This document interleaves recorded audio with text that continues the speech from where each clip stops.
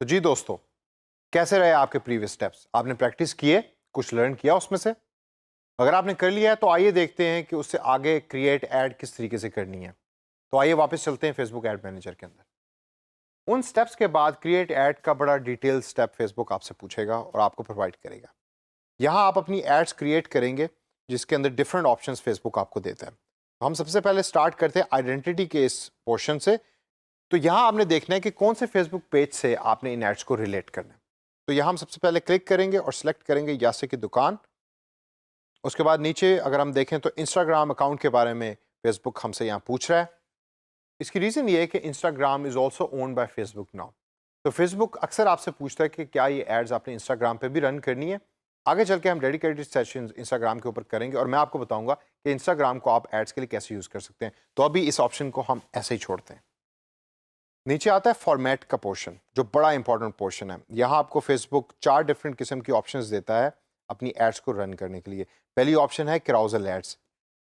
Carousel ads वो ads होती हैं जिसमें 3-4 डिफरेंट किस्म की एड्स या 3-4 एड्स एक ही जगह पे अपीयर हो रही होती हैं और आप एरो की मदद से स्क्रॉल राइट और स्क्रॉल लेफ्ट कर रहे होते हैं। क्राउजल एड के बाद दूसरी टाइप एड्स हैं सिंगल इमेज, जो अक्सर फेसबुक पे आप देखते हैं। एक ही इमेज होता है और उसके ऊपर और नीचे टेक्स्ट लिखा हुआ होता है। फिर हमारे पास आती हैं सिंगल वीडियो, जिसके अंदर वीडियो एड्स आप फेसबुक पे पोस्ट करते हैं। और फिर है स्लाइड शो। स्लाइड शो और कैराउजल के अंदर फ़र्क ये है कि स्लाइड शो के अंदर ऑटोमेटिक पिक्चर्स चेंज हो रही होती हैं, जबकि कैराउजल के अंदर आपको पिक्चर्स एरो की मदद से चेंज करनी होती हैं। यहाँ हम सिंगल इमेज ऐड पे क्लिक करेंगे और स्क्रॉल डाउन करके देखते हैं। और जब आप स्क्रॉल डाउन करते हैं तो फेसबुक हमसे सबसे पहले इमेज मांगता है कि आप इस ऐड का इमेज क्या रखना चाहते हैं। बाय डिफ़ॉल्ट जो यासे की दुकान की कवर फोटो है वो यहाँ एज एन इमेज सेलेक्ट हुई हुई है, लेकिन मैं चाहता हूँ कि मैं यहाँ नया इमेज सेलेक्ट करूँ। तो मैं या तो ब्राउज लाइब्रेरी कर सकता हूँ या ऐड न्यू इमेज के इस बटन पे क्लिक कर सकता हूँ, या फ्री स्टॉक इमेजेस, जो फ्री इमेजेस फेसबुक हमें प्रोवाइड करता है, उनको भी अपनी ऐड के अंदर ऐड कर सकता हूँ या एम्बेड कर सकता हूँ। तो मैं यहाँ फ्री स्टॉक इमेजेस पे क्लिक करूँगा और देखूंगा कि फेसबुक मुझे कौन कौन सी ऑप्शंस देता है। अब अगर आप यहाँ गौर करें तो यहाँ ज़्यादातर कपड़ों के रिलेटेड इमेजेस नज़र आ रहे हैं। ये सारे वो इमेजेस हैं जो बिल्कुल फ्री फेसबुक आपको प्रोवाइड कर रहा है, जो आप अपनी ऐड में यूज़ कर सकते हैं। लेकिन मेरा आपसे क्वेश्चन है, फेसबुक को यहाँ कैसे पता लगा कि मैं कपड़ों ही के रिलेटेड इमेज अपनी ऐड में यूज़ करूंगा? इसका आंसर क्या है? सोचिए कि कैसे पता लगा फेसबुक को, और सेशन के एंड के अंदर मैं आपको इसका आंसर बताऊंगा। इनमें से एक पिक्चर को सिलेक्ट करें। पिक्चर को सिलेक्ट करने के बाद कंफर्म के इस नीले बटन पर क्लिक कीजिए और ये पिक्चर यहाँ अपीयर हो जाएगी। यहाँ एक चीज़ याद रखिए कि जो पहले कवर फोटो एडिट है उसको डिलीट करना मत भूलिए। जब आप इसको डिलीट करेंगे तो सिर्फ अब एक ही पिक्चर अपीयर होगी जो आपने अभी रिसेंटली सेलेक्ट की है। नीचे स्क्रॉल डाउन करें और स्क्रॉल डाउन के अंदर राइट साइड के ऊपर आपके सामने ऐड प्रीव्यू आ रहा है, जिसमें by default mobile phone news feed, यानी कि मोबाइल पे जो लोग सर्च फेसबुक पे कर रहे होंगे उनके सामने ऐड कैसे अपीयर होगी वो नज़र आ रही है। आप इसको चेंज भी कर सकते हैं, लेकिन हम इसको ऐसे ही छोड़ेंगे अभी फ़िलहाल। और लेफ्ट साइड के ऊपर टेक्स्ट नज़र आ रहा है, आप यहाँ ऐड के ऊपर जो अपीयर होता है टेक्स्ट, उसको चेंज कर सकते हैं। करंटली यहाँ वॉचिंग PSL लिखा हुआ है, इसको हम चेंज करेंगे और हम लिखेंगे सेल 25% और एंटर, बाय नाउ।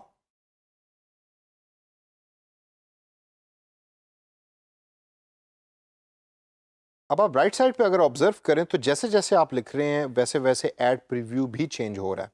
आपने सेल 25% और बाय नाउ लिखा और वही चीज़ राइट साइड पे अपीयर हो गई। इसके बाद ऐड ए वेबसाइट यूआरएल का एक ऑप्शन फेसबुक आपको देता है। आप इस पर अगर क्लिक करें तो यहाँ आप अपनी वेबसाइट का यूआरएल यानी वेबसाइट का एड्रेस भी लिख सकते हैं और ऐड की ओवरऑल लुक भी चेंज हो जाएगी। इमेज के नीचे हेडलाइन भी आ गया, वेबसाइट का यूआरएल भी आ गया, कुछ और टेक्स्ट भी आ गया।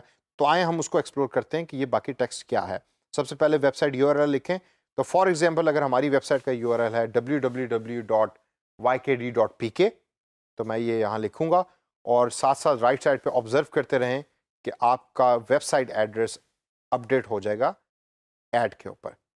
उसके बाद नीचे डिस्प्ले लिंक को एज इट इज़ छोड़ दें। डिस्प्ले लिंक अगर आप अपने वेबसाइट एड्रेस को बड़ा करके दिखाना चाहते हैं हेडलाइन की जगह के ऊपर, तो ये यहाँ आप लिख दें। मुझे ये ऑप्शन को इतनी पर्सनली पसंद नहीं, क्योंकि मैं चाहता हूँ कि हेडलाइन ज़्यादा इम्पैक्ट क्रिएट करती है एक एडवर्टाइजमेंट पे। तो मैं हेडलाइन के अंदर लिखूंगा बाय नाउ और आप ऑब्जर्व करें कि जिधर मेरा वेबसाइट एड्रेस लिखा हुआ था ब्लैक बोल्ड में, अब वहाँ बाय नाउ लिखा हुआ आ गया।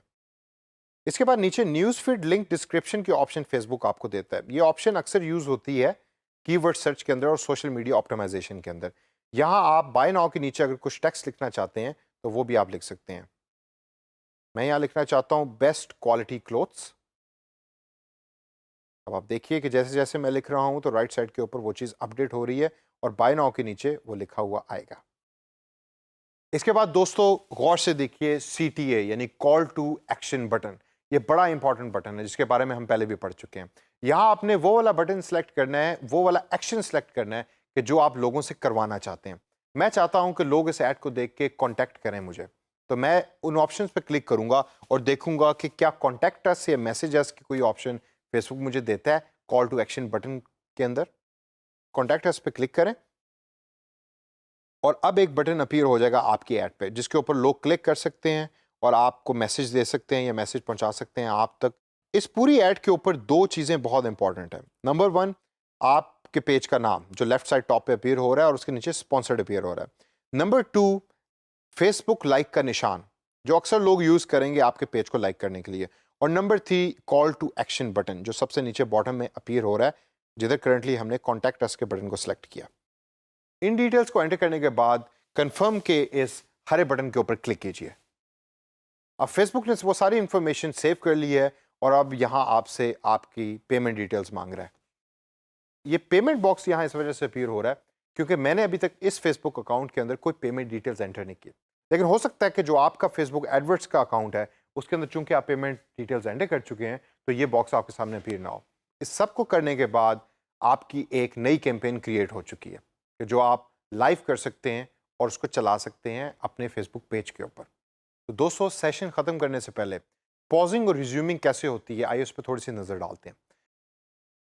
जब आप अपनी मेन होम स्क्रीन पे जाएंगे एड मैनेजर के अंदर तो वहाँ आप देखेंगे कि आपकी डिफरेंट कैंपेन्स नज़र आ रही हैं। कैंपेन के साथ एक स्विच नुमा बटन आपको नज़र आएगा। इस टाइम ये पर्टिकुलर एड जो हाईलाइटेड है ये इनएक्टिव है। मैं इसको दोबारा रिज्यूम करना चाहता हूँ यानी कि एक्टिव करना चाहता हूँ तो मैं इस बटन को ऑन करूँगा या इस स्विच को ऑन करूँगा। तो आप गौर कीजिए राइट कॉर्नर टॉप के अंदर आपको एक बार नज़र आ रही है जो प्रोग्रेस बार है, पब्लिशिंग बार। जब ये पब्लिशिंग कंप्लीट हो जाएगी तो नीचे बॉटम में आपको हरे कलर का लिखा हुआ नज़र आ जाएगा पब्लिशिंग वॉज सक्सेसफुल। इसका मतलब ये है कि आपने अपनी इनएक्टिव ऐड को दोबारा रिज्यूम कर दिया है। इसी तरीके से जब आपने किसी ऐड को दोबारा इनएक्टिव करना है तो उस स्विच को दोबारा प्रेस कीजिए और वो ऐड इनएक्टिव हो जाएगी। तो दोस्तों, इस सेशन के अंदर हमने देखा कि एक नई कैंपेन एडवर्ट्स के थ्रू किस तरीके से बनानी है, उसको पॉजिंग और रिज्यूमिंग के फंक्शन को कैसे यूज़ करना है। इसको प्रैक्टिस कीजिए और बड़े अच्छे तरीके से प्रैक्टिस कीजिए क्योंकि फ्रीलांसिंग के काम के अंदर ये जॉब आप अक्सर कर रहे होंगे।